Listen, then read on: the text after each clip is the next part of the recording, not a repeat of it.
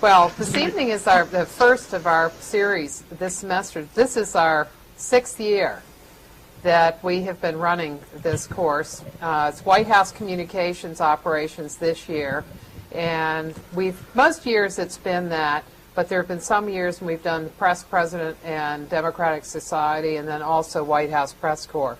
But we managed to get all of those elements in whenever I run it, where we work on pulling those elements together. The idea of the course is that the relationship between the White House and the press is a crucial relationship. It's a crucial relationship for us as citizens, because what a president does has an enormous impact on our lives and really lives around the world. And the way that he communicates to the public is through the press. And so that relationship is important for us to understand in a lot of different ways, including in both sides how people do their work and how they view their work. And one of the things that I think comes through in both sides, whether we're dealing with White House officials or reporters, are people are devoted to their work, see it as public service. It's certainly, whether it's reporting or working in a White House, one does not get a lot of money for what one does, but there's a great deal of satisfaction in the work. And so I want to give all of you an idea of how our guests got to the positions they did, what it is they do, and how did they get there, and what do they think of their work, and what do they see of the president and of a White House, and how they view the relationship. Jay McMichael has worked at CNN since, when did you start? 1989. And he is a photojournalist who, you can see his camera. How much does that camera weigh? This weighs about 35 pounds. And I bet it's, well, we'll talk about how different it is from when you started and what you can get now that you couldn't get then. Correct. Jay is an award-winning, he's won many awards for his video, including the video that he probably is most well known for is the shots that he took of President Clinton working a rope line and and coming upon Monica Lewinsky. And that played probably in the millions, the number of times that one played. And I didn't get paid extra. That's just so everybody knows. Everybody asks, how much did you get paid for that? I got paid my hourly rate. So if I was a freelancer, I'd be a millionaire. So. Wow. But you aren't, you aren't. Right. If's a big word. Yeah. And Jay has been at the White House all of that time, but has covered a lot of different things because he's covered Hurricane Katrina, for example. And so you do a lot of things in part in covering the president. You do see the world, and that was true for Virginia too, because Virginia, you took a lot of trips when in your years at the White House, and so Virginia has been at CNN. When did you get to CNN? 1996. Because before that, she was doing radio in several different places, but also she'd been at the White House doing radio. And now she is in CNN headquarters in the control room. So she is in Washington as Jay is and has been for some while. So I think I'm going to ask them first to tell you about their work, and I want to know what it is you normally do. What is a day and a week like, and what kinds of things you're responsible for. And Jay, you want to start us off? Sure. Well, if we're speaking about our schedule at the White House, as a camera crew, you have a lot of different responsibilities. We have reporters that we have to do live shots with, starting very early in the morning, around 5 in the morning, and they'll go as late as 10 p.m. at night. We also have... Would that be in one day that you'd have to go from 5 to 10? Sometimes. Uh-huh. It depends. We also cover what we call the campus. We cover the West Wing. We have a stakeout position at the West Wing, so as VIPs come in and out of the West Wing, we can photograph them. We have a place out there where we can ask questions. We also cover the briefing room, which is where now Mr. Gibbs does his briefings. Sometimes the president comes in. And we also are responsible for photo opportunities, press conferences that the White House may be having, either in the Rose Garden or the South Lawn or the East Room, depending on where they want to set things up. So you have a variety of locations that we cover things, and it's just a matter of logistically being able to handle all of that during a day. The other responsibilities we have are when we're on the road, we are either what's called a pool crew, which is where where all of the different networks pool their resources and they share the video that comes out of that. So there's times when I'll fly on Air Force One, for example, with the president. There's only 13 press people on Air Force One at any given time. And those 13 people are responsible for disseminating information out to all of the different networks, all of the different wire services, the different magazines, anybody that is subscribed to the pool. So every fifth day, CNN will be responsible for Air Force One or traveling within that tight pool because we rotate with CBS, NBC, Fox, ABC. So just this past week, for example, I was with President Obama going to Elkton, Indiana, where we went, or actually it wasn't Indiana, it was wherever we went to the Caterpillar place. I guess it was Fort Myers. I don't know where it was. We were Indiana. Fort Indiana. Myers. We were someplace. It all runs together. It runs together. Town halls. Town halls, right. And Right. but anyway, It was Caterpillar too. he came back in the plane, and when he spoke, it was up to us. It was up to myself and my partner to get up and shoot what the president had to say. And there was a lot of news being made that day because Senator Greg had decided that he was not going to accept the commerce position. And there were a few conflicts of information. Gibbs was saying one thing, the president said another thing, and it all happened on the plane, and we were responsible for shooting that and then giving that out to the networks. Did they tell you that the president was going to be coming back and would talk to reporters so that you had time? I mean, what do you need to do to get that thing operational? Well, when you're on Air Besides Force One, this basically sits at my feet. And if I'm shooting that day, some days I do audio.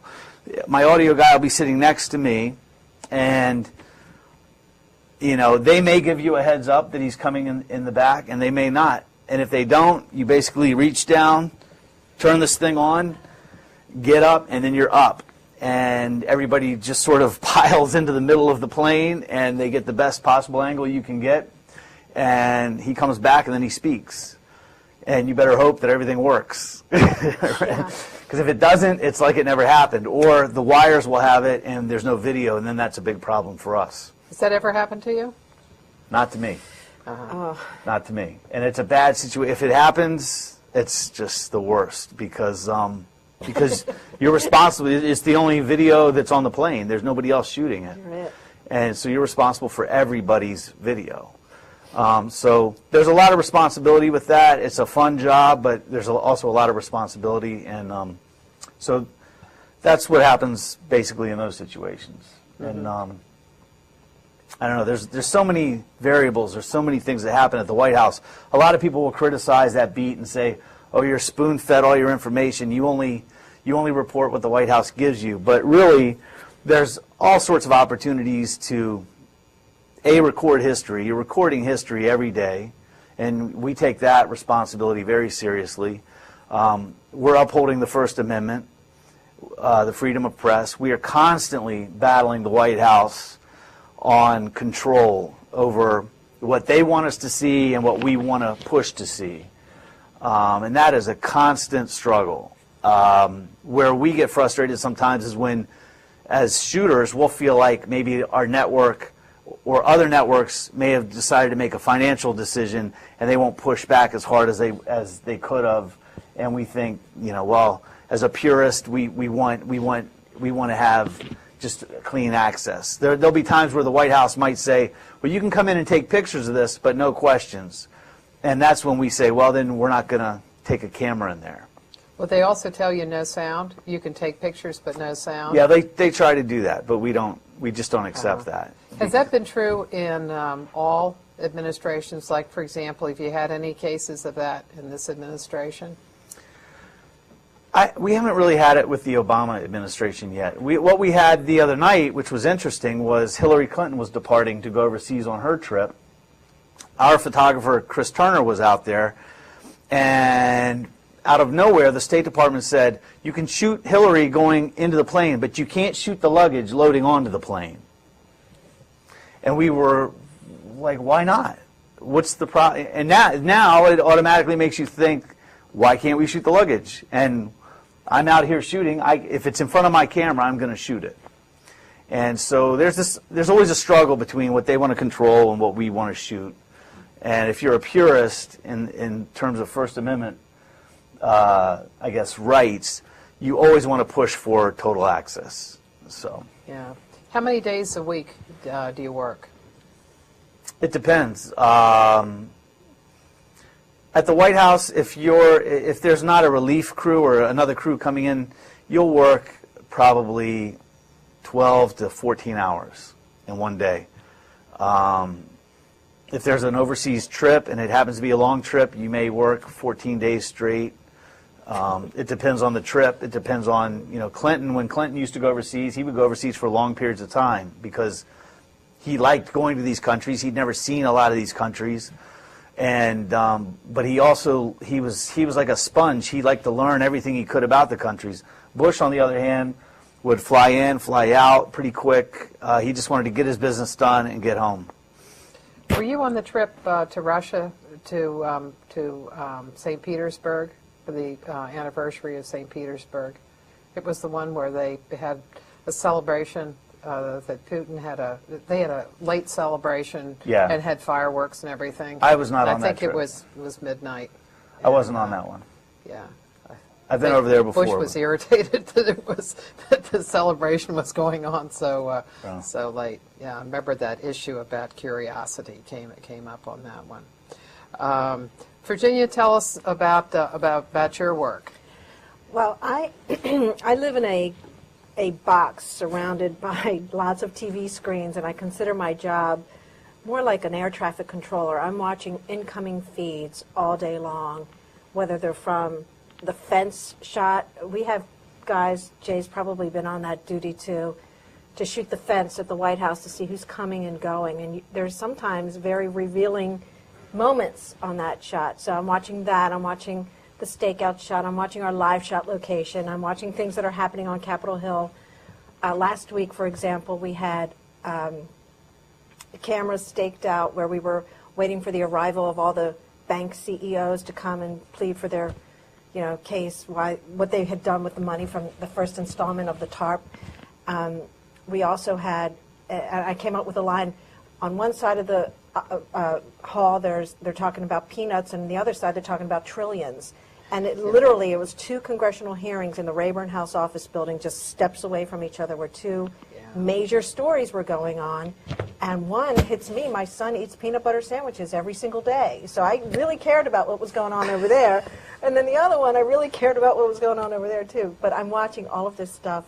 And when you're covering the White House, as Jay watches everything that goes on over there, there's nothing that happens in the world that doesn't eventually come to the White House door. Nothing.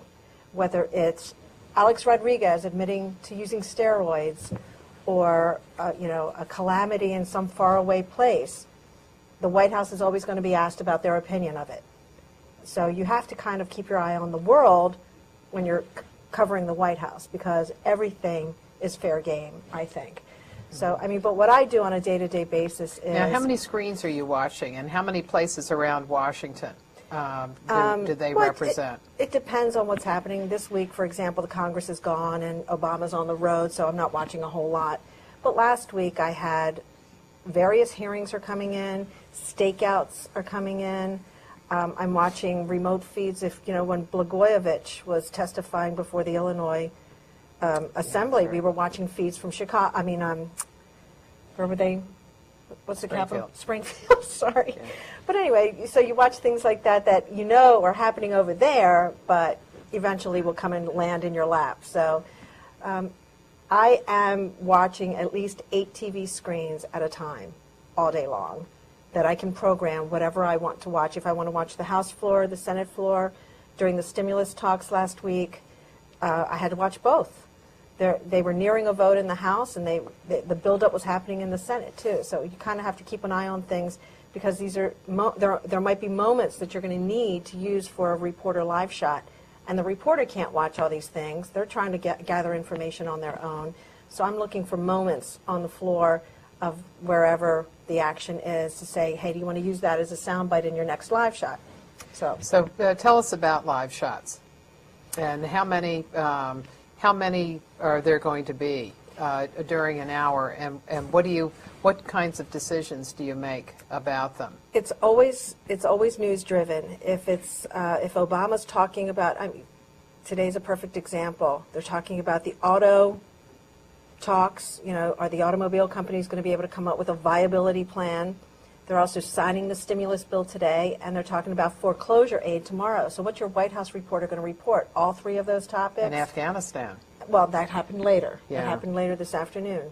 So you have to figure out what the show wants, whether they can do it with a White House reporter, a Capitol Hill reporter, a State Department reporter, Pentagon, or whether it lands in the lap of a New York reporter that might be using sound from the Washington-based hearing that I'm sometimes emailing our stock market team. Susan Lisovich or Alan Chernoff was doing a lot of the economic stuff. If I hear a soundbite that I think is particularly good, I'll transcribe it, send it out inside our bureau just so our people inside the D.C. bureau know what's going on, and then send it out to other people who might have a need for it. And we're not just talking about CNN TV, domestic TV. We're talking about headline news, CNN International. Our .com people are really tight on getting quotes on the air. So if they hear a great quote, they want to know it. And I'm like an air traffic controller. I'm listening, always listening for that next thing. And who are you dealing with? You're dealing with the reporters that are at the stakeouts and the remote locations. The shows that I cover, because I'm in the control room from 10 a.m. to 4 p.m., are shows that do not originate in D.C. They originate in Atlanta. And so the show teams in Atlanta will say, we want a White House reporter on this, and we want to hit the Hill reporter right after. This is what the White House is saying. This is how the Hill's reacting. So I've got Suzanne Malveaux, our morning person. I alert our team in the White House booth that, hey, I need a reporter. Let me know what elements he or she might need, and whether there's something, if you want a graphic to indicate, if a graphic's going to help illustrate the story. When you're watching TV, look and see what they're putting on the screen, not just the talking head, but what are they putting on in a side panel to illustrate, $787 billion, 35% for tax cuts or whatever the final percentage ended up being versus spending and this and that. That's the kind of stuff we do to help illustrate the story other than just showing a straight talking head. So anyway, the show team in Atlanta will say we need this and this. I'll contact either directly to the reporter if it's on the Hill or the White House producer and let them know. And then, just keep an eye out for decent sound. And that's basically... If I can add to what she's saying, from our perspective, from a camera person's perspective, we're out on the North Lawn with a reporter, and there's a lot of pressure on Virginia because I'm out there just setting things up and making sure the light looks good and making sure my reporter looks good. The reporter will come out, and then I start hearing things like this. Hey, did you get, from my reporter, hey, Virginia, were you able to get this soundbite? And she'll say, we're working on it. So I'm watching my reporter stand there and not know. they're about to go live, and they have to act like everything's perfect. And it's And a matter of seconds sometimes. And she's in the background jamming away, trying to get certain people to cut a certain bite or to get a certain graphic up. And if it doesn't go well, the reporter has to act like everything's okay. And then when everything isn't okay, I make sure we kill a microphone, and then that way the reporter can call Virginia, and then they can talk about it, however that conversation goes. But it's crazy to watch a reporter stand there and just have seconds go by, and they may or may not have what they need to make the shot go as smooth as they want. And it's up to her to coordinate that, and that's the part she's not really getting across to you guys. And that's, it's a lot of pressure. That's also, I mean, I'm beholden to the people in Atlanta, for example, or sometimes if it's a DC-based show, it's the team in DC that's cutting that soundbite. How quickly can you process that sound? You got to transcribe it. You got to find time code, the in, the out cue. It's logistical stuff that needs to get done that I can't physically do myself. So it's definitely a team effort. How quickly can that be done? We have at CNN what's called a quick turn file. If it's one thing that's happening, if it's Obama about to get on that chopper and fly over to Andrews Air Force Base, I might be telling him, hey, Obama's coming out. Can I get that video? Because it may be the only video element I have of the day of, you know, Obama's hitting the road. How do you illustrate that? You show him getting in the chopper or getting off the chopper and climbing the stairs to the plane. And if it's happening at 9:55 and my reporter's hitting at 10 o'clock, I alert the quick turn people, make sure I get that. And they usually, I mean, 95% of the time, they'll get it. But there are live shots that happen where the reporter has begun, and I've warned them, I still don't have your soundbite. If I say Obama, then you know I've got it, so toss to it. But otherwise, I mean, can you imagine flying on the seat of your pants and it's your face on TV? We understand the enormous pressure that's on our reporters, so we try to maximize the potential for success. And, you know, if the soundbite doesn't make it, you move on. And your reporters are smart enough and they know their material well enough to just barrel through and get through it. And hopefully it'll be there the next time. When Lyndon Johnson was president, it took 6 hours to go live. And so, you know, you had just such an entirely different kind of situation. So things had to be set up. You'll remember the time that now there are fiber optic cables in the White House, and it's much easier to do your camera work from say the East Room, whereas even during the Clinton administration, right, you had to lay cable, which required plugging in cables that near where the stakeout is. You know, when you see a picture of the West Wing with the Marine, and then there's some microphones there where people come out and you know, if they've been visitors with the president, and they come out and talk about what the president said to them. Near there was a big box that you can plug in things, because the electrical system at the White House would not be able to handle all of the equipment that you all have. So even up until the latter part of the Clinton administration, you had to plug in cables, and then they rolled them down underneath the north portico, and then had to toss them up on a terrace. Huh?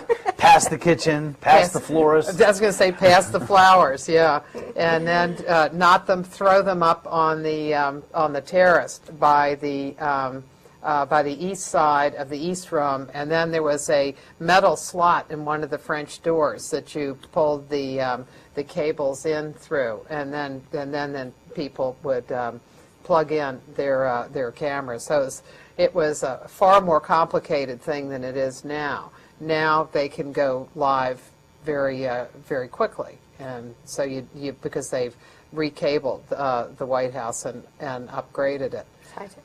Although, you know, as upgraded as everything is, when the Obama people came in, they came in in the afternoon on Inauguration Day, and people couldn't get into their computers.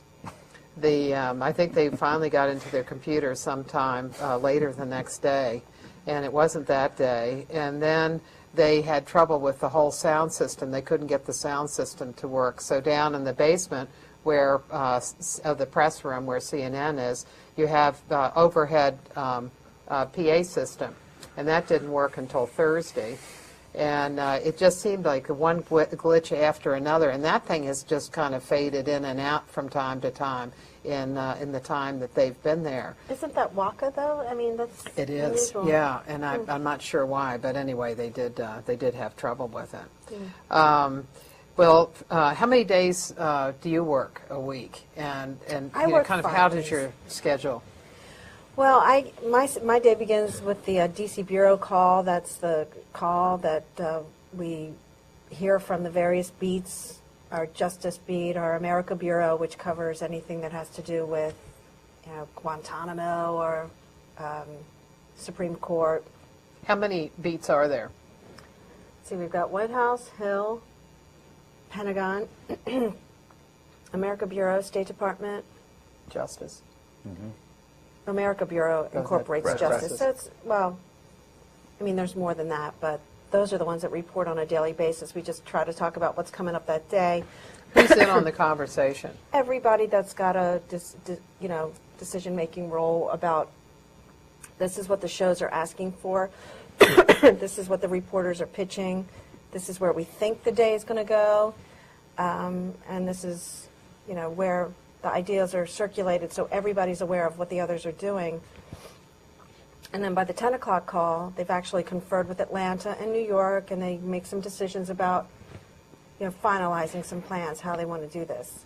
So, you know, how to deploy our reporters. We don't have, you know, an unlimited supply of talent. We have to use our people wisely. So you don't want to start a reporter chasing that story and then by 2 o'clock say, oh, changed our mind, let's go there, because that's a whole wasted day. So How many people, when you're assigning a reporter to something, you're assigning a whole crew. So how many people is that?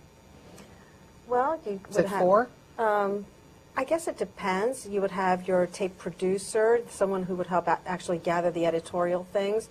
You might send out a field producer to go cover a news conference that becomes an element. The reporter may go out and do a different element.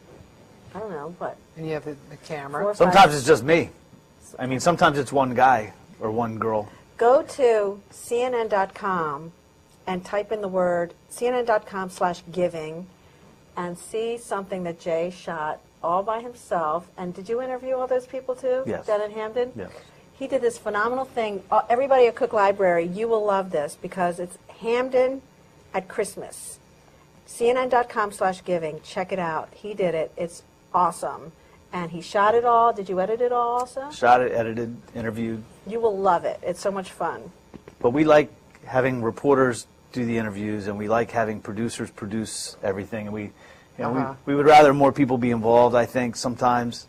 But the industry as a whole is shrinking responsibilities down, multiple responsibilities down to smaller and smaller groups of people.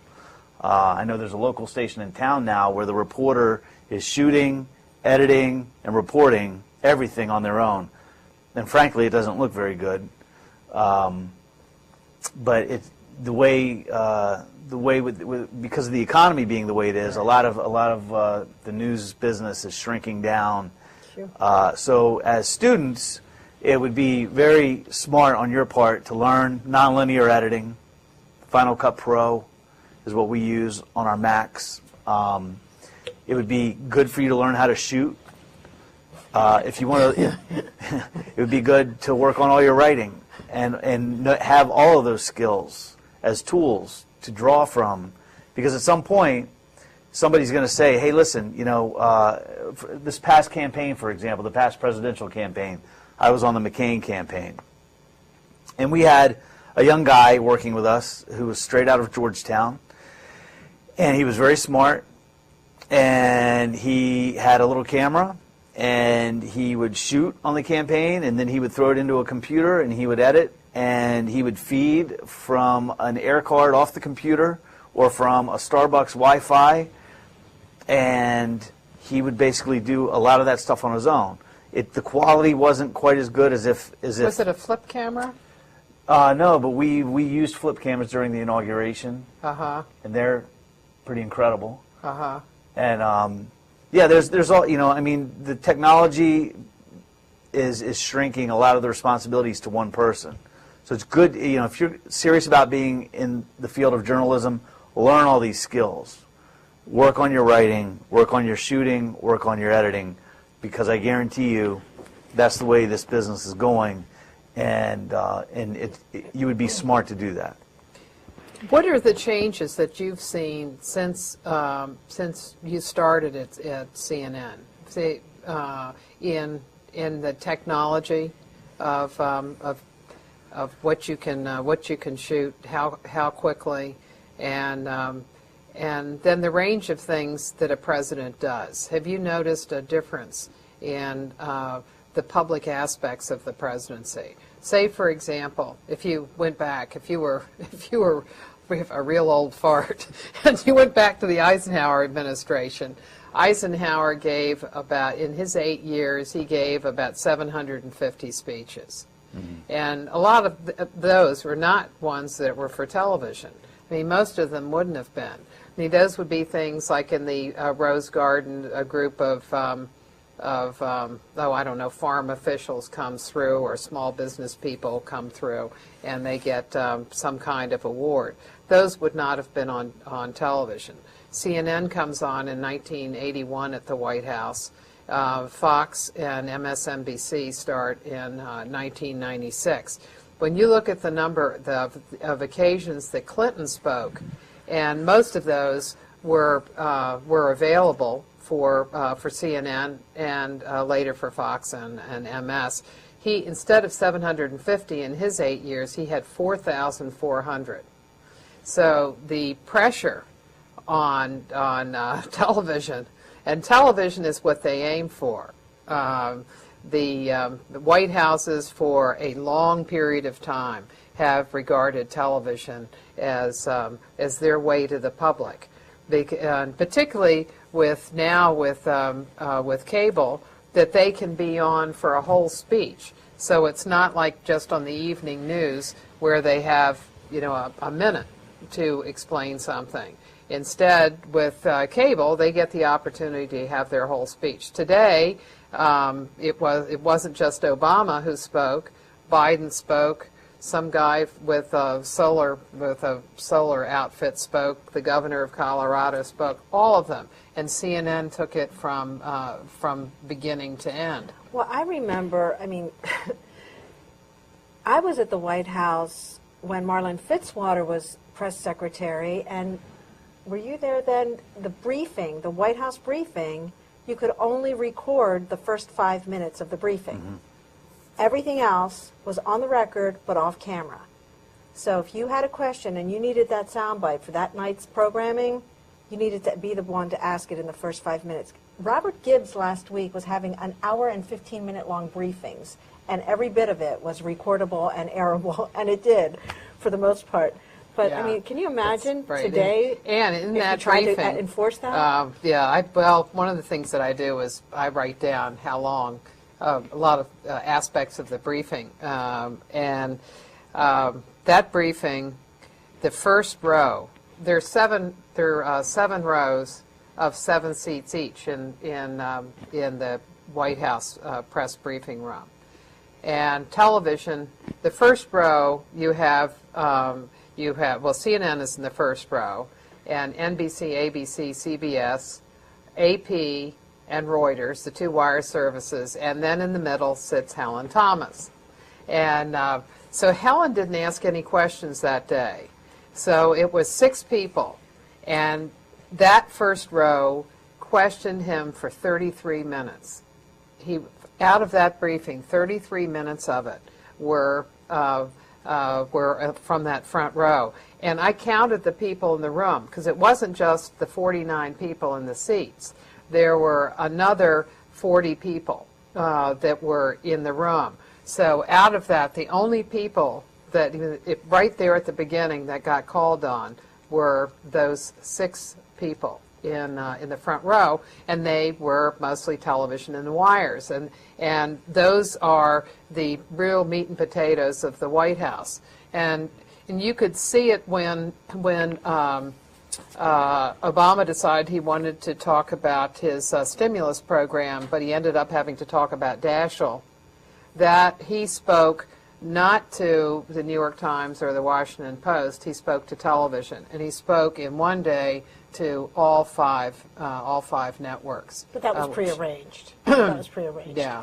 I mean, back in Reagan's day, when Michael Deaver was over there, and even during Bush 1, they found a way to get around the big nets. They would invite, and this because at the time I was working for a radio group, and so when the mayor of Salt Lake City or Kansas City, Missouri was invited to the White House, we were there, and they would invite these local folks to the White House and get that kind of coverage. It would bubble up instead of trying to get the New York Times to cover something, or CNN or whomever might not have been as successful as knowing that if you invite somebody from our local radio station listening area, we're going to come and we'll cover it.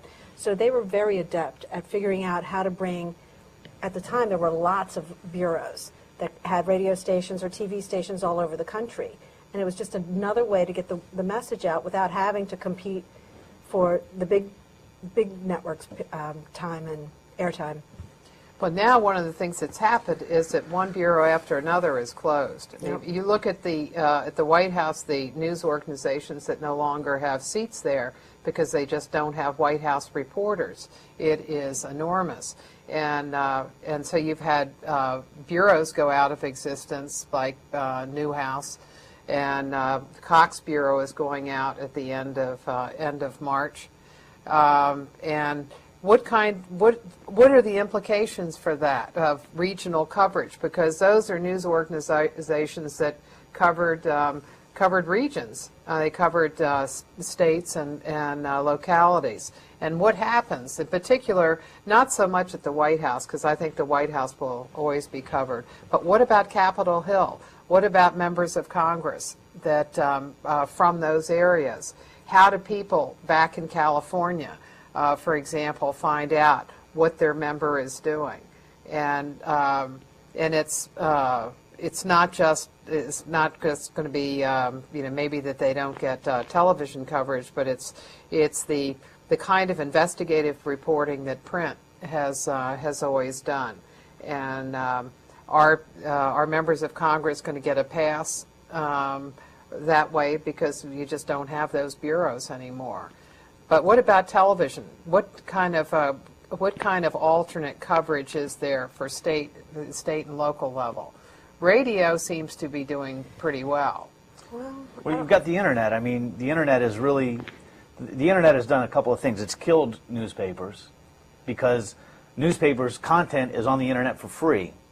So, and we just had a conversation today with our president of CNN, Jim Walton, who spoke about how we will never put our shows like The Situation Room and Lou Dobbs and things like that on the internet because there's a premium for those shows.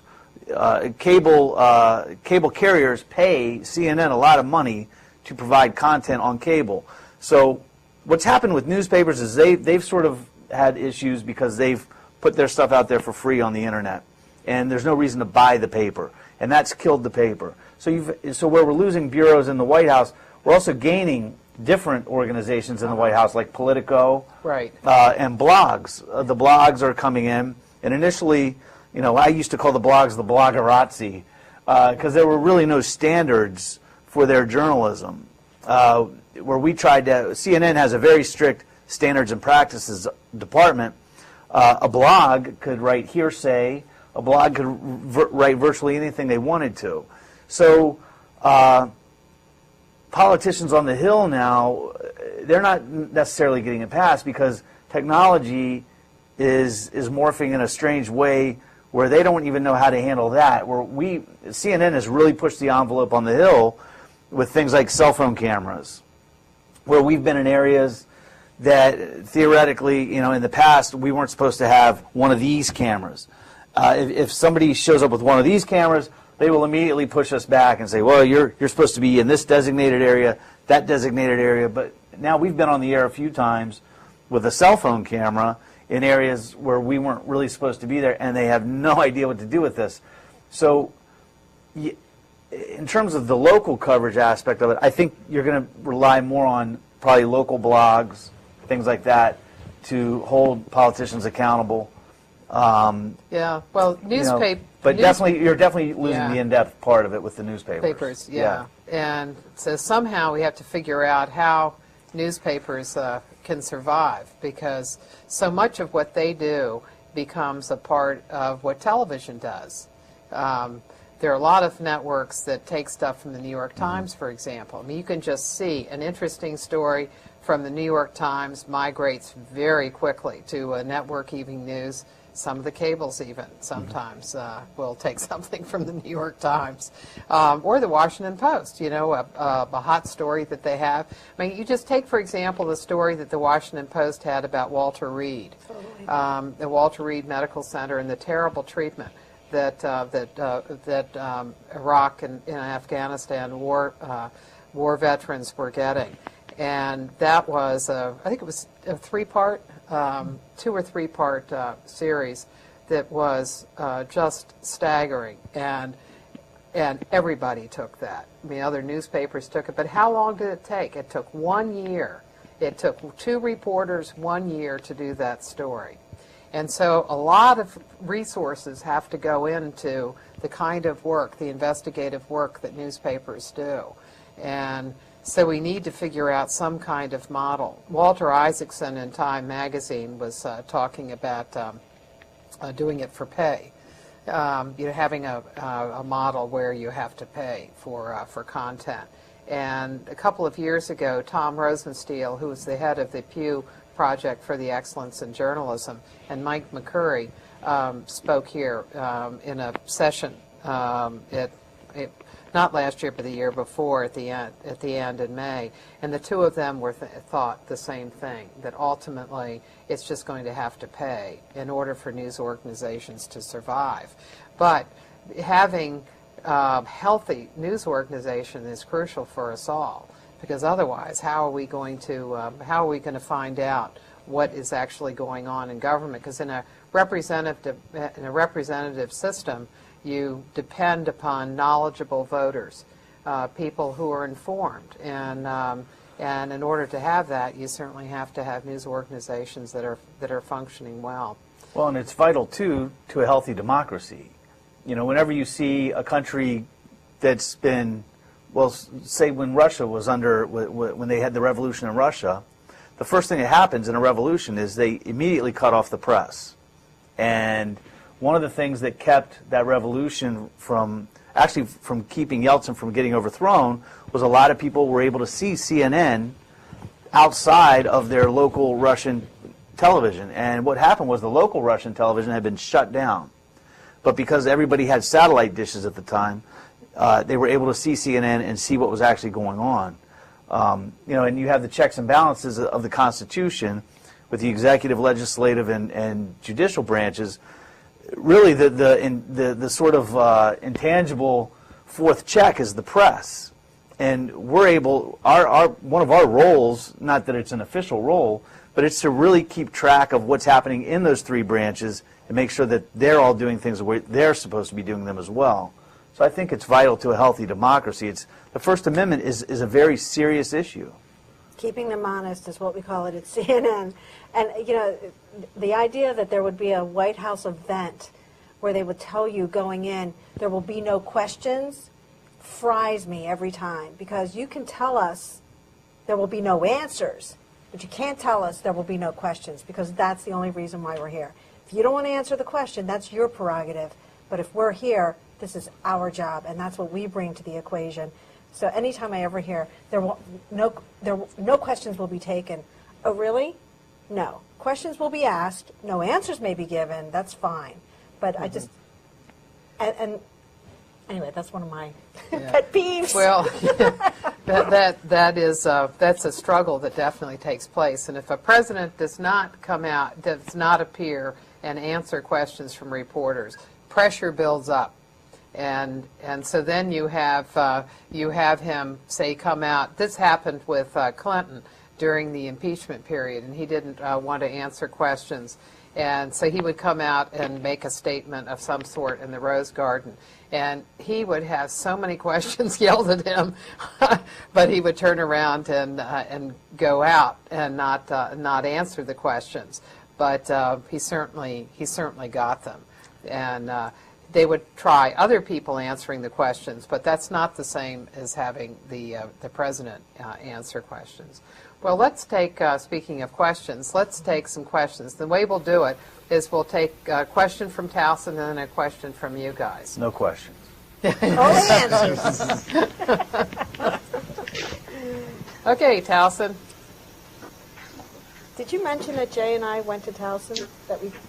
Yes, well, they've gotten your bio. I sent your bio. You both are. Not only you went there, you graduated.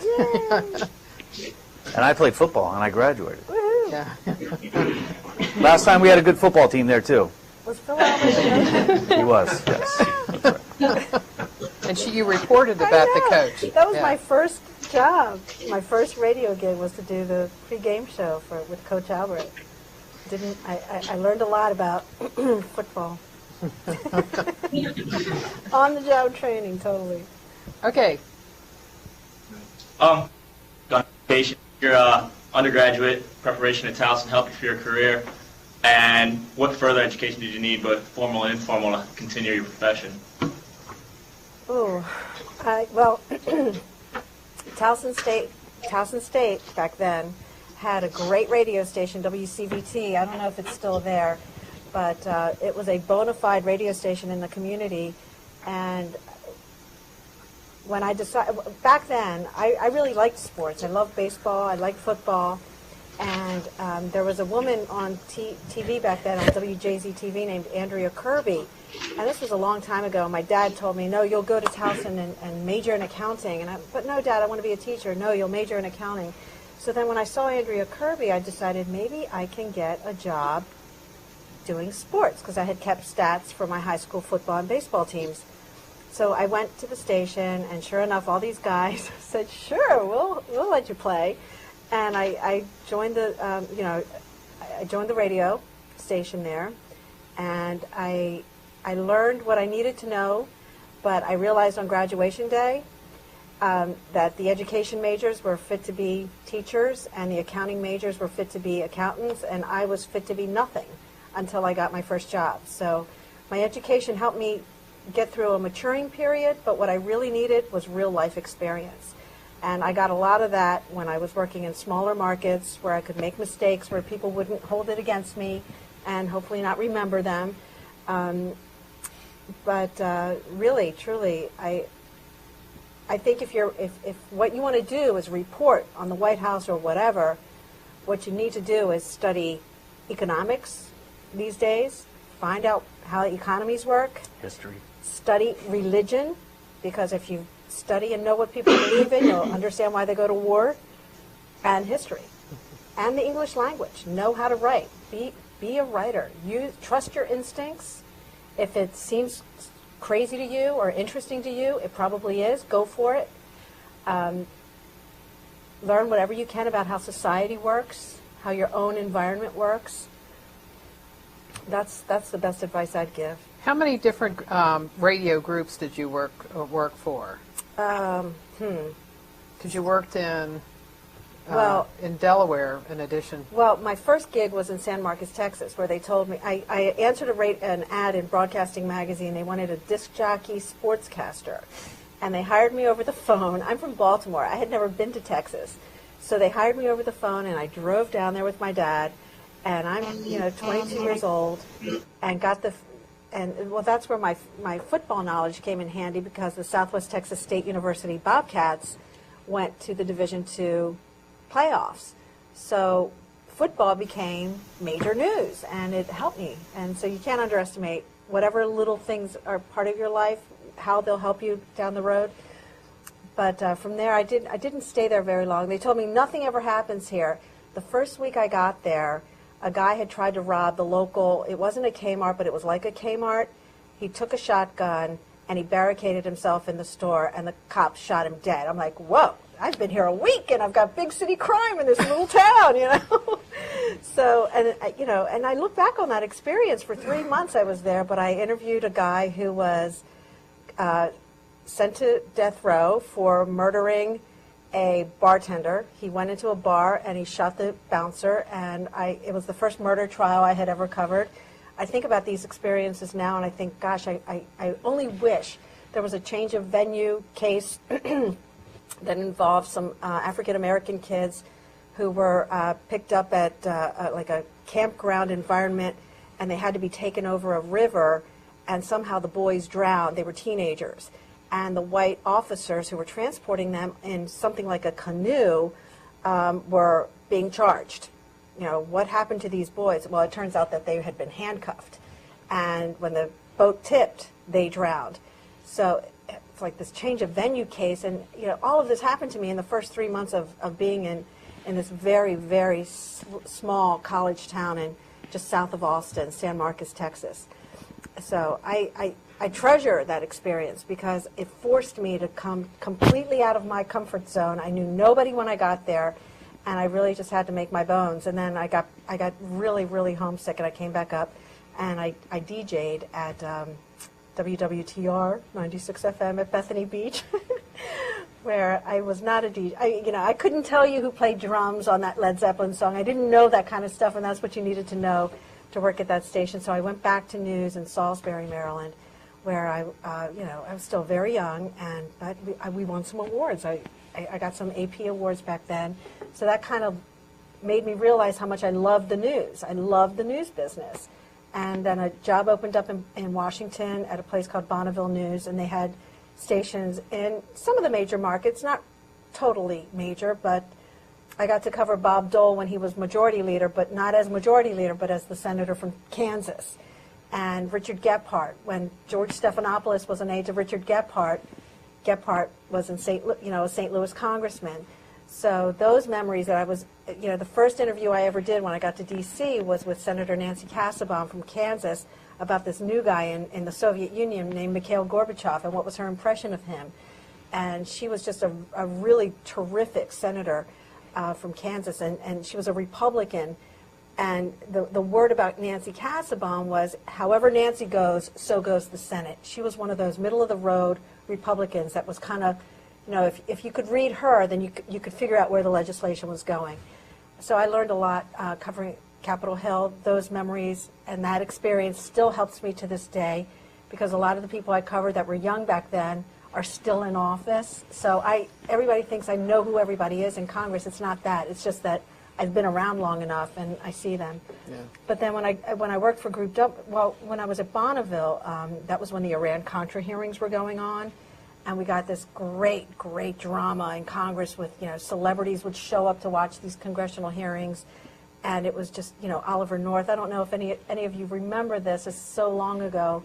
And you guys were probably so little if you were even born then. But it was a really amazing, it was an amazing time in Washington back then, because you had Ronald Reagan, you had his Secretary of State saying, no, I don't speak for this administration. He was, George Shultz was the Secretary of State who had, done so many amazing things, and Caspar Weinberger and all these names.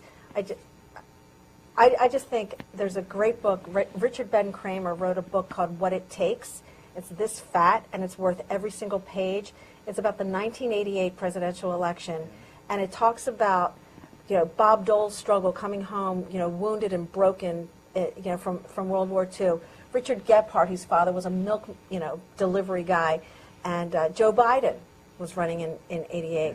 Yeah. Dukakis, a Greek immigrant, George Bush, Pete DuPont, all of these people were so sure that they were the ones that we needed in 1988. And he does a phenomenal job telling you about what it was in their upbringing that gave them the kind of confidence to go out and say, give me your money, because I'm going to be in charge of this country and the world, in effect, back then.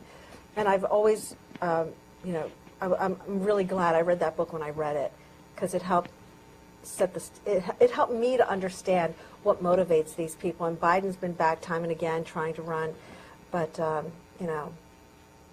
anyway. Jay? I'm way off track. I'm well, sorry. when I went to Towson, I received a degree in mass communications, but I was also interested in film, so I took some film classes there, which really helped me with my shooting. because it was all about shot composition and sort of stretching the boundaries in your brain of what was an acceptable looking shot versus what wasn't.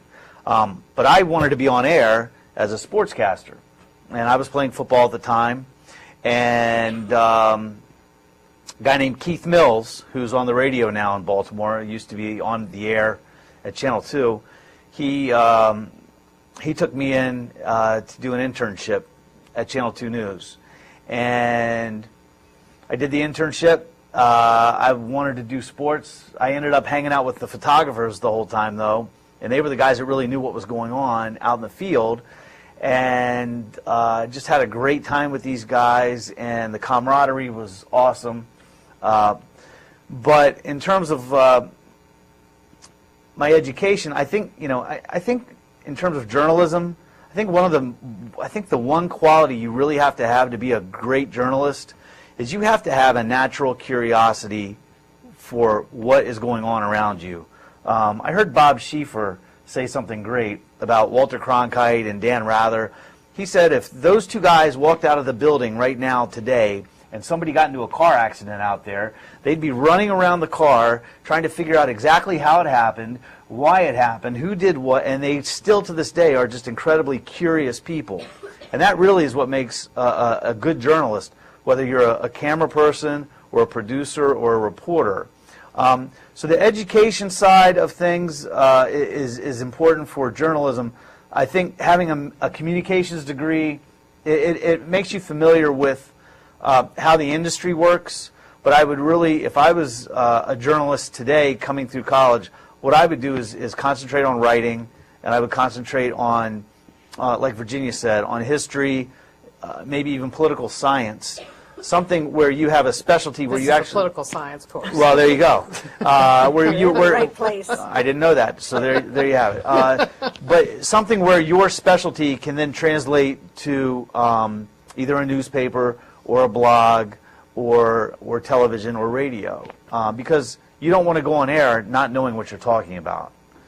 And so one of the things that makes people, like we have John King, for example. John King probably knows more people than anybody in the news business right now. He has a Rolodex that's incredible. And the other thing about journalism that is so important is developing relationships, maintaining those relationships, giving those people that you have relationships with the confidence that you're going to keep their information under wraps. And John does a phenomenal job of that. And, I don't really know what his background was. He was a wire reporter for AP, He was AP. for a long time. And he started off working on local court cases in Boston. And he's a guy that is naturally curious and is voracious in his appetite for consuming information and being the first one to get it and also getting it right. And that is it's a big deal nowadays, especially with instant news. And we are instantaneous all the time. Can I ask you a question about Hurricane Katrina? Sure. How did you all cover that? You were there, right? Yeah. And can you tell us what kind of how you designed the coverage? And Virginia, were you involved at all in sending people out? I don't have the decision-making authority on who to send and how many troops to deploy to something like that. But I distinctly remember the day that Katrina was happening. I guess I've been around long enough because in our newsroom I said, does anybody remember where George Bush the elder was when Hurricane Andrew hit? And that had happened in 1992. Mm-hmm. And George H.W. Bush was like a no-show on Hurricane Andrew when it was destroying Florida. And George W. Bush was in California at a very meaningful, laudable event honoring World War II veterans, but New Orleans was getting destroyed. And so the idea of he doesn't see the significance of this event because he's not here in D.C., let alone going to Louisiana, but he's not even here in D.C. when this is going on. I mean, I felt that right away that this is going to be a problem for George W. Bush. but you were on the ground there, so. And when did you go? I went in a day after it happened, and so we went down. So it was Sunday or Monday? I think it was a Monday, and I think basically the world in general probably didn't realize the severity of the storm until Jean Meserve went on the air that night, and she got on the phone and did what we call a phoner or a beeper, and they had been through a pretty harrowing experience, and the reality of what had happened was setting in with the flooding and the fact that the levees had broken and breached, and then Jean really brought it home with a very heartfelt, emotional report that night about people crying in the distance and dogs howling in the distance, and just this, and you couldn't get to these people, which sort of put all of us in a weird spot, because when you're covering events like that, we're really not supposed to help anybody. And it becomes a very ethical, strange dilemma, because you see people that are really hurting and really in trouble, and you have to start making decisions about how you handle that. And do you get involved and help people? Probably that's not the best move, because that happened with a still photographer in Africa where he was shooting starving children with his still camera.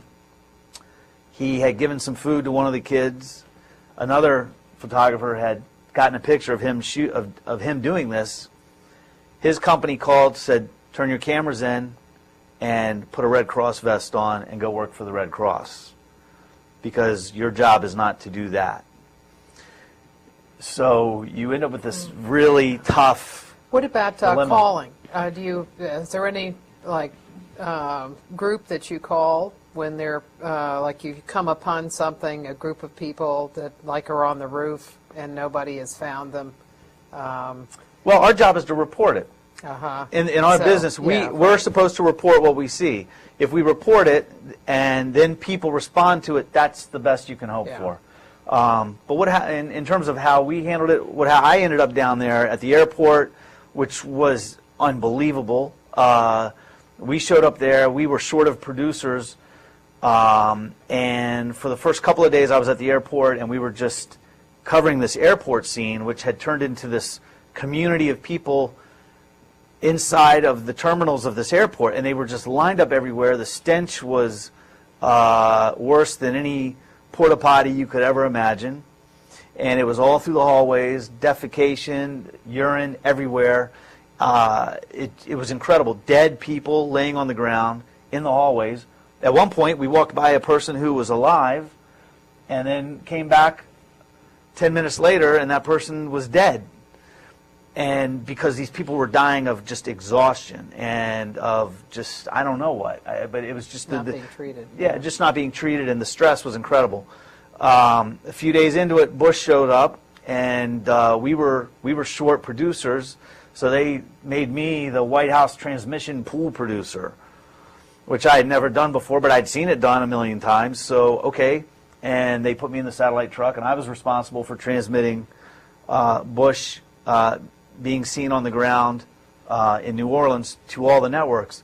The funny part about it was, or the sort of backstory to all that, was we were pulling up in our satellite truck, and the Secret Service was there, and you'll run into situations if you become a journalist with law enforcement all the time, and you have to be very careful about how you handle law enforcement. You need to be respectful of the law enforcement, but not take everything they say at face value, because they will handle you in a way where they just want to control what you're doing. But what happened to us there was we were trying to get the satellite truck out to the tarmac, and the Secret Service said, "You're going to have to unload this entire satellite truck and this Suburban that was loaded for bear, basically. It was loaded to the gills with food and supplies and all this stuff that we had to take down there.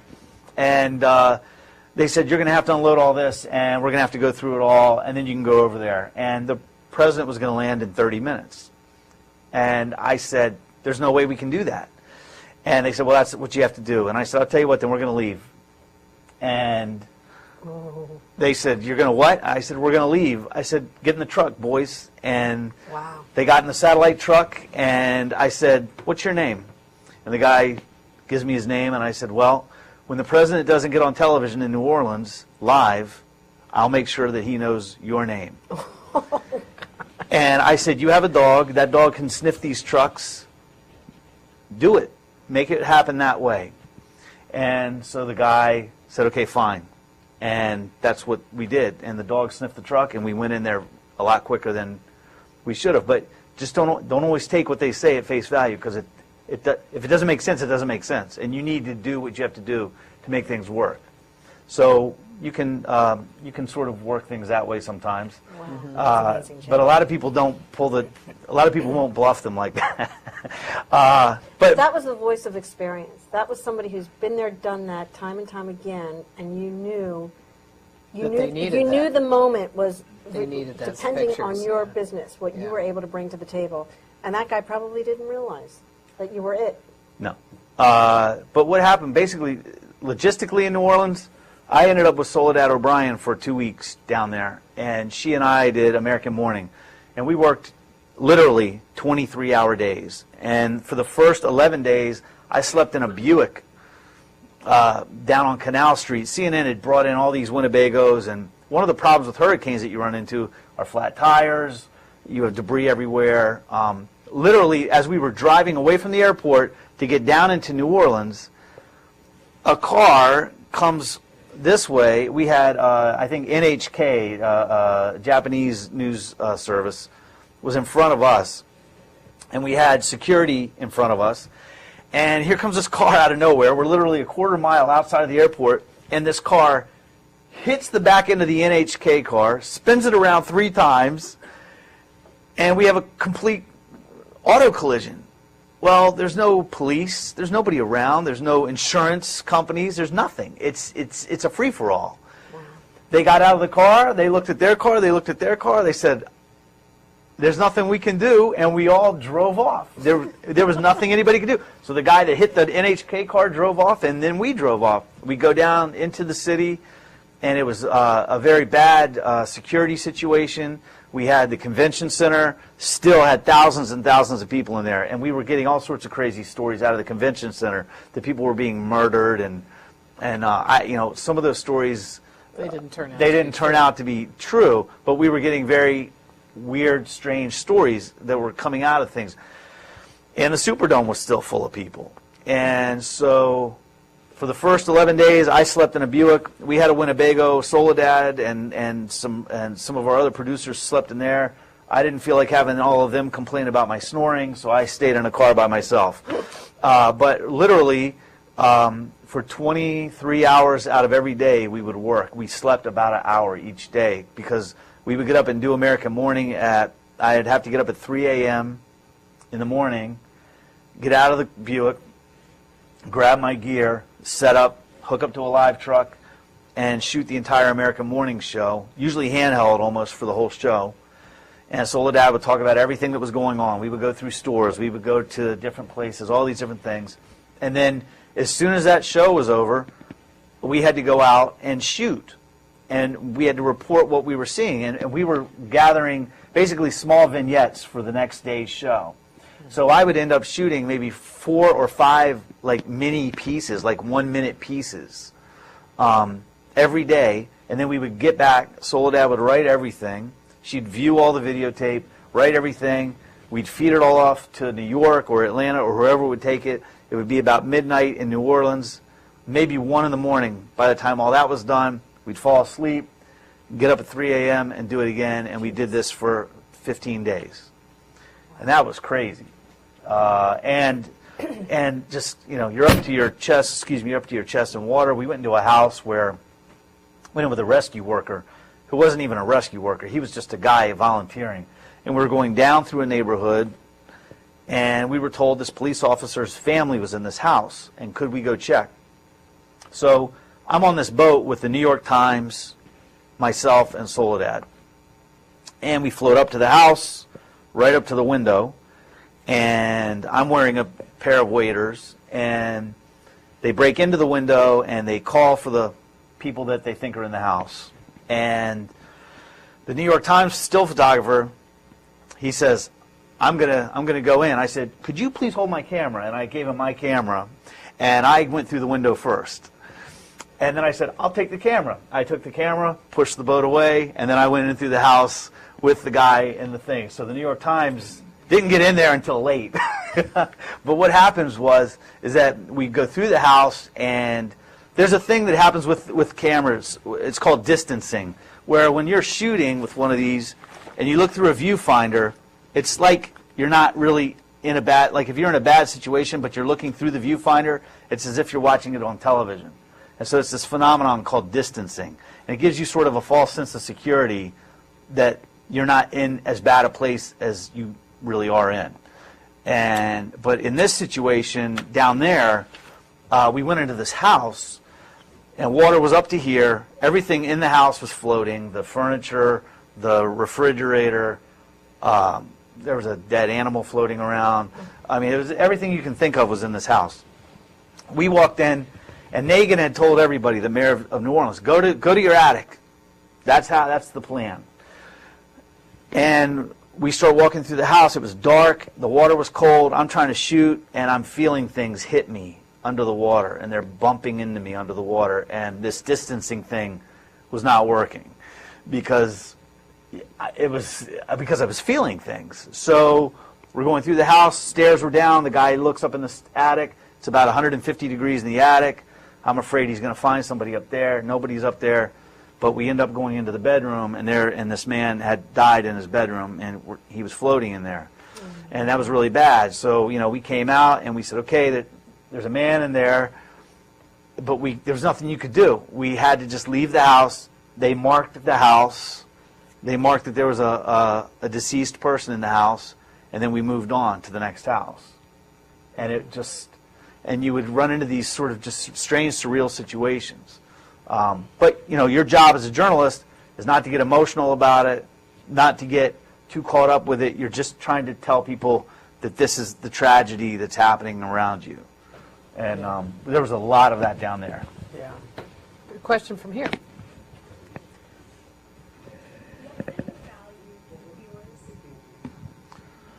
What kind of value do viewers get from the presentation of CNN as opposed to the Jim Lehrer NewsHour?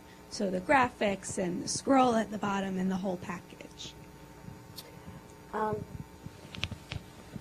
Do you have a specific example that you're thinking of? I'm thinking of... Well, you get all the live events. I'm thinking of the movement and the pace of the news on CNN when you're watching on TV, and the multiple news feeds that you're receiving when you're watching, and what role does the coloring play in the background as opposed to just a table and a conversation that's happening like with the Charlie Rose Show or the Jim Lehrer NewsHour. So what's the value to the viewer of that kind of presentation on CNN? Like in the Situation Room where you see all those screens? Yeah. It's interesting. It holds your interest. It gives you a different perspective. It's always pushing the envelope of technology a little bit more forward. I don't know if it gives you more value as opposed to, this one looks more interesting than just two talking heads. But, the Jim Lehrer show has a different format. They will spend 15 minutes with one person just talking, which is an entirely different format, and it depends on what your appetite is for news. But also, CNN is all over the world, and so you're watching events live. And so they're giving like say they're going to give today, you could watch Obama from the Biden's beginning all the way to Obama at the end, and you're going to have you've had a constant feed of that. You've had every day Robert gives his briefing, so you're getting the raw news. You're getting the direct information that the newsmaker has to give, that the officials have to give. So their official explanation. And then you have other people coming in and doing commentary about it. But the value is is the news organization is a vehicle through which officials are providing information on what it is that that they're doing, and you're there watching the events themselves. I know when in the conflict in Lebanon with Israel that you had a couple, I don't know, 3 years ago or whatever. CNN was just all over the place, and so you actually watched it. And I know they took CNN. I was in Hawaii at the time, and I was watching it at night. That CNN International was running, and so you watch the thing. So you get a lot of raw footage of events themselves and of people and what they're doing, and then you get the commentary and all the rest of it. And whatever that. And some of it appeals to some people and not to others. But if you look at the election coverage, CNN was the leader on election night in its coverage, and I think that's the first time a cable had beat out the three networks. It took a lot of brain power to make that night happen, and Yeah. it's exciting to be around people who are always thinking about the next best thing, not just about how to make what we know better, but what's the next best thing? It's really great to be around people that think that way, that have that capacity for creativity. One of my favorite CNN moments, and this was long before I worked for them, I was on Clinton's first trip to Russia, and I'm in this hotel room in Moscow, and it's this beautiful hotel room, and I'm exhausted from the trip, and I turn on the TV, and there's CNN playing in my hotel room with the Lorena Bobbitt trial. Does the name Lorena Bobbitt mean anything to y'all? Like, what? I am in Moscow watching the Lorena Bobbitt trial, which is happening in Virginia. And this is the woman who had a little slice and dice with her husband. And it was a crazy, crazy time. But I covered that trial. Anyway. But it's no substitute. up. It's no substitute for Charlie Rose and the NewsHour. Obviously have an important place in explaining events, and you have that too. Say on CNN on Sundays, Fareed Zakaria in his hour-long program. I know he did a one day during the campaign. He did almost an hour interview with Obama. So you just have a large menu to pick from, and so fortunately it's in a lot of different places. Towson? I got two questions for Jay, and you kind of already answered them, but I'll ask them anyway. When you basically said how you covered a lot of just disasters and just a lot of carnage. Between your bio said you covered the Oklahoma City bombing. Is there any difference between a man-made disaster of like terror like that and a natural disaster like Hurricane Katrina, or you just look at it as the same way as you got to do your job and just move on and not really take in what's going on? Well, you're not a robot. I mean, you're a human. So, in order to effectively gather news about a tragic situation, you have to be able to make yourself vulnerable to the human tragedy that's going on around you, and so you can't really illustrate that to your viewers and to the world if you don't at least drop the wall a little bit so you can deal with some of these things, because you won't be receptive to what is hurting people and what isn't. I think the biggest issue with a man-made disaster versus a natural disaster is a man-made disaster seems so much more personal and so much more almost insulting, because why would the question always goes through your brain, why would somebody do this, be it 9/11 or Oklahoma City bombing or just any type of thing like that. I think it's just difficult to understand why people do things that are so destructive sometimes. I think with a natural disaster, I know more of the feeling that I have when I'm in a natural disaster situation is wow, nature is a very awesome thing, and it's incredible, and you just can't stop it. The other part with a natural disaster that's very frustrating is you can't take a picture or an image big enough that really accurately shows what you're physically seeing yourself. I know during Hurricane Andrew, you were talking about that. I was down in Homestead for that, and It looks like you're doing the disaster thing. Yeah. When you show up, everybody must increase their insurance. The thing about that was that it's impossible to illustrate how from South Kendall Drive in Miami to the bottom of Homestead, every single thing that was in that area was flattened from this buzzsaw of a hurricane that went through How there. far was that? It was a 40-mile wide wall, and it destroyed everything. And so that's the equivalent of going from Towson to where we are right now, and everything in between being leveled. So how do you show that? It's really incredible.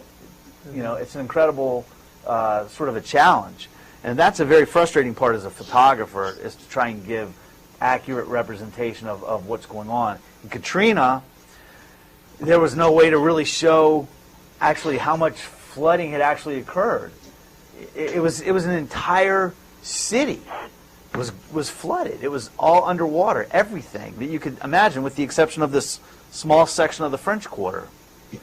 So how do you show that? And so we would get up in helicopters and do everything we could to give an idea to people how that type of thing happened. I will to answer your question real quick.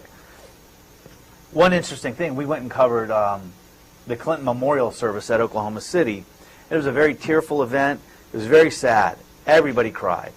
And I remember I had young children at the time, and the thing that made Oklahoma City so awful, besides the fact that so many people were killed, was that so many children were killed, small children that were in a daycare. And that was a very tough thing for, I think, everybody to stomach. And I said to myself, walking into this memorial service, okay, I'm going to walk in there, and I'm going to just do my thing, and everything's going to be great. And the first thing that happens when I walked into the room was I looked over, and there was this woman sitting there. She had red hair. She was very notable. Everybody had taken pictures of her.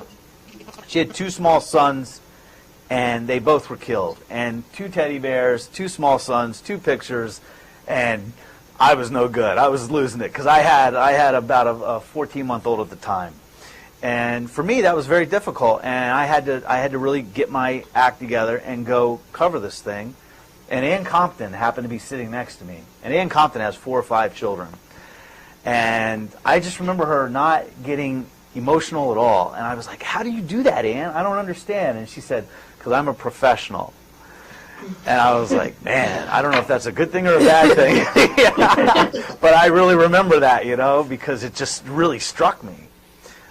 So it's a good question, though. Ann Compton spoke a couple of years ago. She did the session, and she talked about being on Air Force One on September 11th, and she talked about going through the day. It's a really riveting account, because she was full, and so she went through all the different places that there were, and that they went, and how they were getting information out, because they went to so many different locations. I guess they went from Florida, then instead of going directly back to Washington, to Louisiana, to Oklahoma.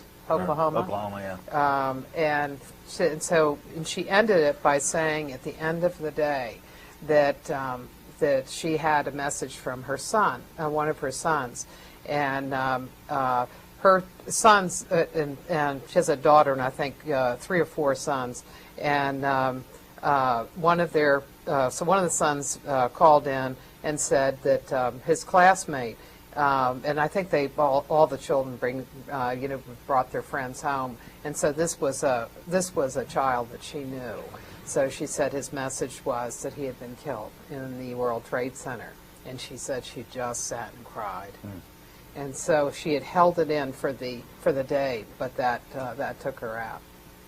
Okay, question here.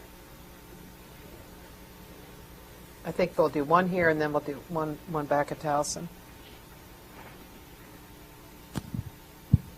You guys were talking a little bit about blogs and the internet's role in the future of journalism, and I'm just wondering, as journalism students in the class, how can we maintain this standard of journalism that you guys put forward on the internet? Because that's looking like where we're going to be going, as opposed to TV or print.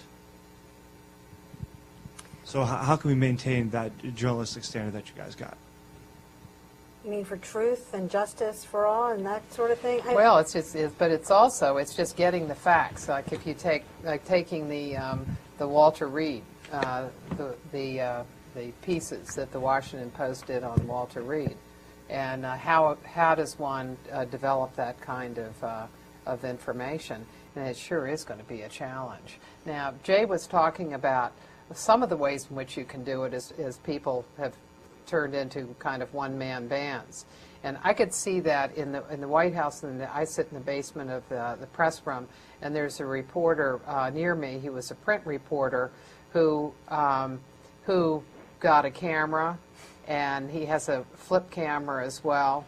And so his reporting has really changed during the period he came up with George Bush, because he comes from Texas, and it was Ken Herman, and he has a website on Cox News, on their website. He has a blog, and so he does different kinds of stories that he puts there than things that he writes in the newspaper, and then he also with his video camera takes not just still pictures, but he's done video as well, and gives yet another dimension. And I've been surprised how rich his reporting is. There's so many different parts to it that I suspect a lot of the reporting is going to move in that direction. For example, he did a piece on being a pool. What did it mean to be a pool reporter? That was a really interesting piece on Air Force One. And I had not seen the interior of Air Force One. And then he went around and talked to people. But he also showed what you see as a pool reporter as you're going through a town and as you're following the president. How much do you really get to see? Which on this particular trip was not a lot, which was why he was doing it. But what do you all think? Some of the characteristics of reporting are going to be. Now, say CNN is profitable.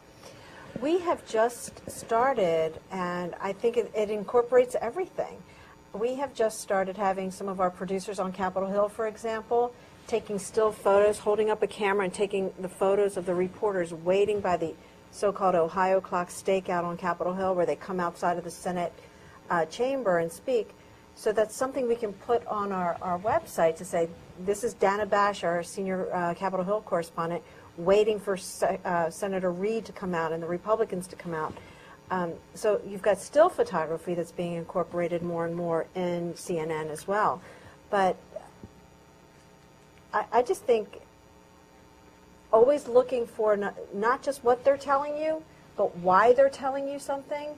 That has to be always part of the equation, because getting people to tell you things they don't really want to tell you is the true genius of being a good reporter.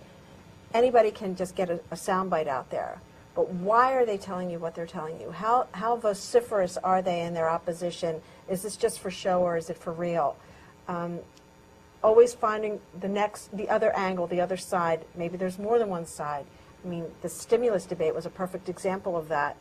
You had Democrats, some Democrats just as opposed to how the bill was taking shape as the Republicans were, because their own little fiefdoms were being threatened. I just think using your own curiosity, sticking to your beliefs as far as trying to get what you believe to be the truth or what you perceive to be the truth, and then finding somebody else who might contradict it and find out what the rest of the story is. Well, and you asked about, how do you maintain a standard? One of the things, the standard of who, what, when, why, where should never change, regardless of what the platform is that you're using to get the story out on. be it the internet or a radio or whatever it is, Facebook, Twitter, right? There's all these different things that are coming around now that we use all the time. I use this all the time and upload photographs to Facebook. And I've uploaded photographs quicker to Facebook than than AP gets. So like I can sit here and go, okay, I'm gonna take a picture of you guys. Now I'm gonna put that on my Facebook page, right? And say this is what I'm doing. But my point is just simply this: your standard for accuracy and your standard for for getting things correct is vital. Because when people start throwing things at you like, well, you're biased, you lean this way, or you lean that way, the only thing that can counteract a bias charge is facts. And if you say, this is a fact, and you can prove that's a fact, nobody can accuse you of being biased. And, I tell people all the time, Fox leans right, MS leans left. People will sometimes accuse CNN of leaning left. But I know this, we get hate mail from both sides. And if you're a journalist and you're getting hate mail from both sides, you're probably doing your job right.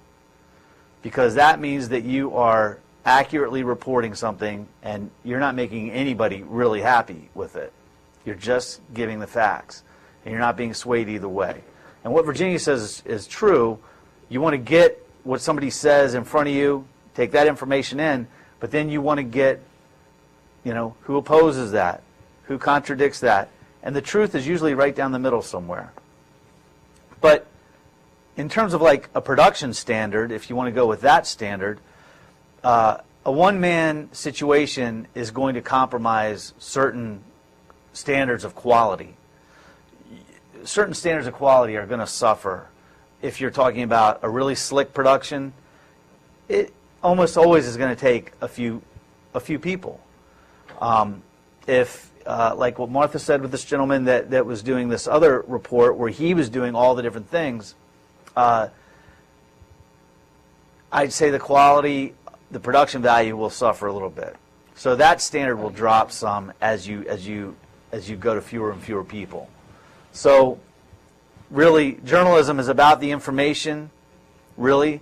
The whiz-bang stuff that we do for Situation Room and Election Night, that's really to keep you watching. That's to keep you interested.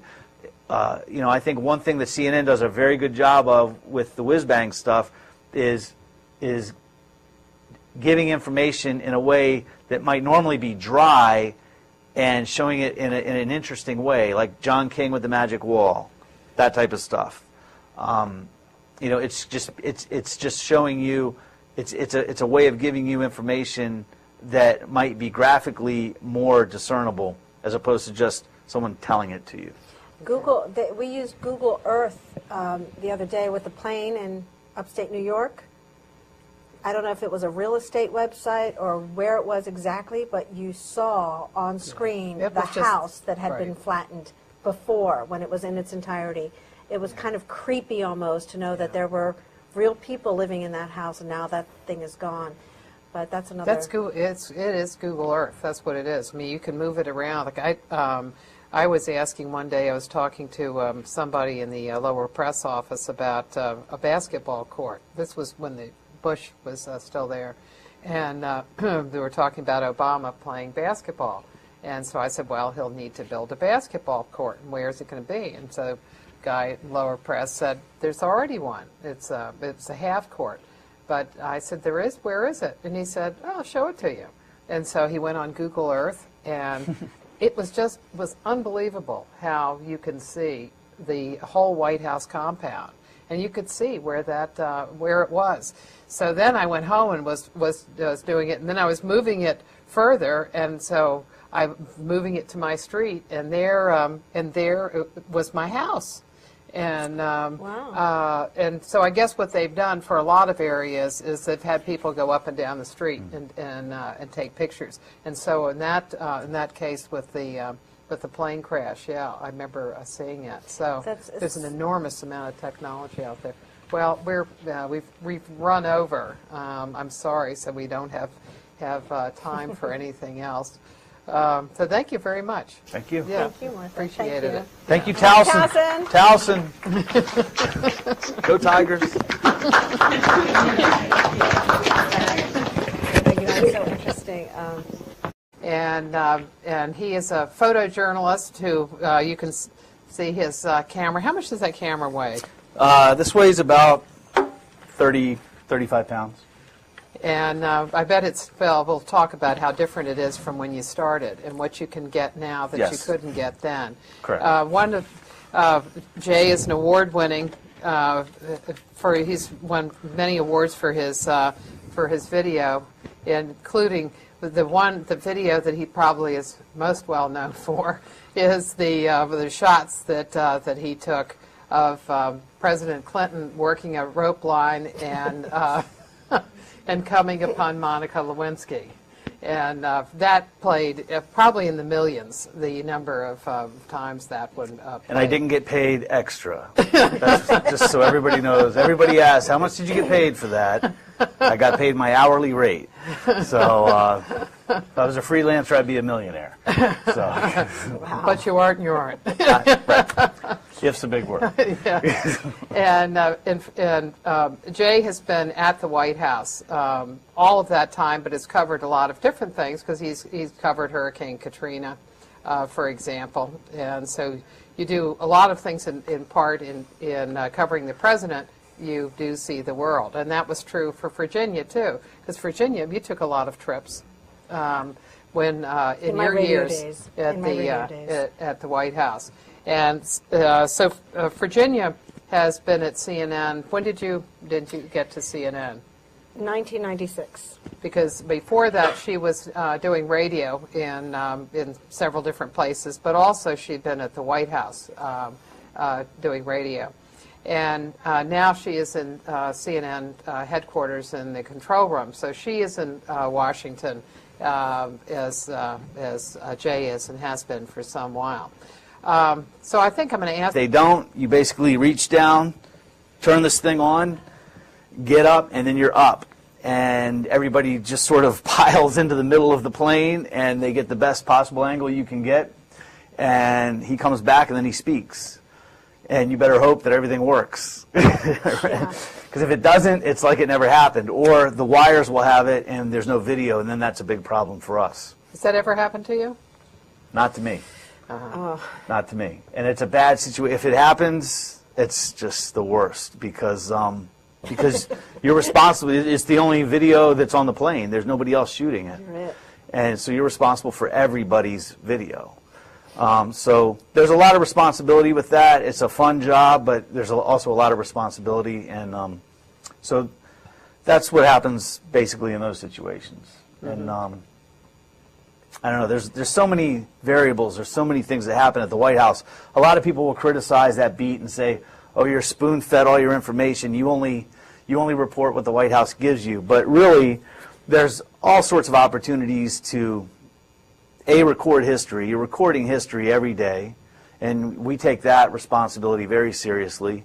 We're upholding the First Amendment, the freedom of press. We are constantly battling the White House on control over what they want us to see and what we want to push to see. And that is a constant struggle. Where we get frustrated sometimes is when, as shooters, we'll feel like maybe our network or other networks may have decided to make a financial decision and they won't push back as hard as they could have. And we think, well, as a purist, we want to have just clean access. There'll be times where the White House might say, well, you can come in and take pictures of this, but no questions. And that's when we say, well, then we're not going to take a camera in there. Well, they also tell you no sound. Well, this evening is the first of our series this semester. This is our 6th year that we have been running this course. It's White House Communications Operations this year.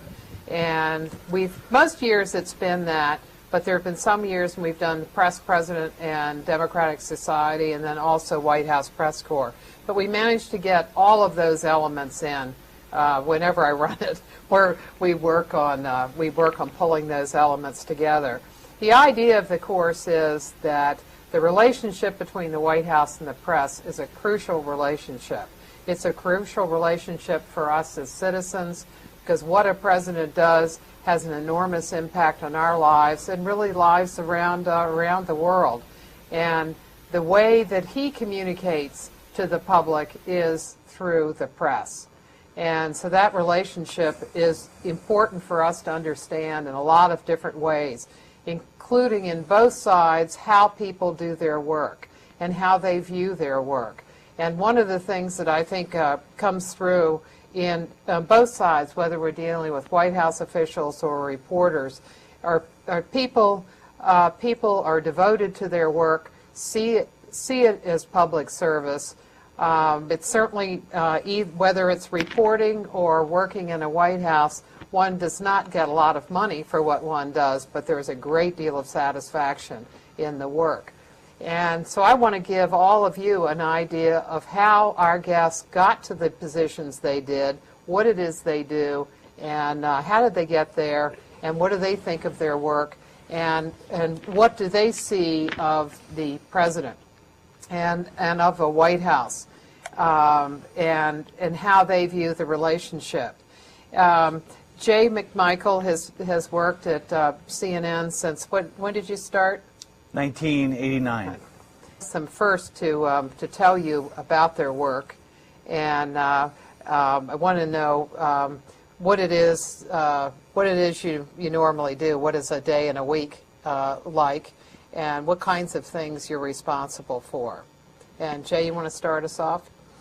Sure. Well, if we're speaking about our schedule at the White House, as a camera crew, you have a lot of different responsibilities. We have reporters that we have to do live shots with, starting very early in the morning, around 5 in the morning, and they'll go as late as 10 p.m. at night.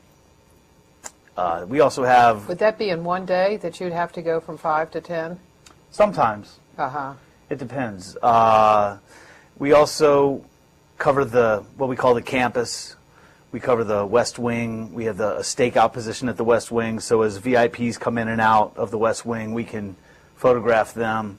We have a place out there where we can ask questions. We also cover the briefing room, which is where now Mr. Gibbs does his briefings. Sometimes the president comes in. And we also are responsible for photo opportunities, press conferences that the White House may be having, either in the Rose Garden or the South Lawn or the East Room, depending on where they want to set things up. So you have a variety of locations that we cover things, and it's just a matter of logistically being able to handle all of that during a day.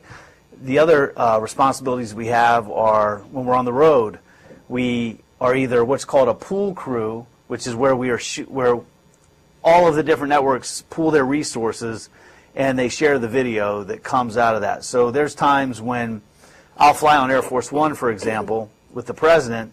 There's only 13 press people on Air Force One at any given time. And those 13 people are responsible for disseminating information out to all of the different networks, all of the different wire services, the different magazines, anybody that is subscribed to the pool.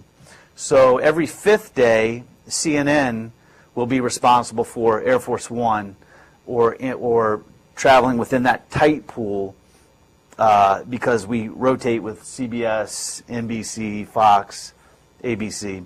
So just this past week, for example, I was with President Obama going to Elkton, Indiana, where we went, or actually it wasn't Indiana, it was wherever we went to the Caterpillar place. I guess it was Fort Myers. I don't know where it was. We were Indiana. It was in Fort Indiana. Myers. We were someplace. It all runs together. It runs together. Town halls. Town halls, right. And Right. but anyway, It was Caterpillar too. he came back in the plane, and when he spoke, it was up to us. It was up to myself and my partner to get up and shoot what the president had to say. And there was a lot of news being made that day because Senator Greg had decided that he was not going to accept the commerce position. And there were a few conflicts of information. Gibbs was saying one thing, the president said another thing, and it all happened on the plane, and we were responsible for shooting that and then giving that out to the networks. Did they tell you that the president was going to be coming back and would talk to reporters so that you had time? I mean, what do you need to do to get that thing operational? Well, when you're on Air Besides Force picking it up. One, this basically sits at my feet, and if I'm shooting that day, some days I do audio. My audio guy will be sitting next to me, and they may give you a heads up that he's coming in the back, and they may not.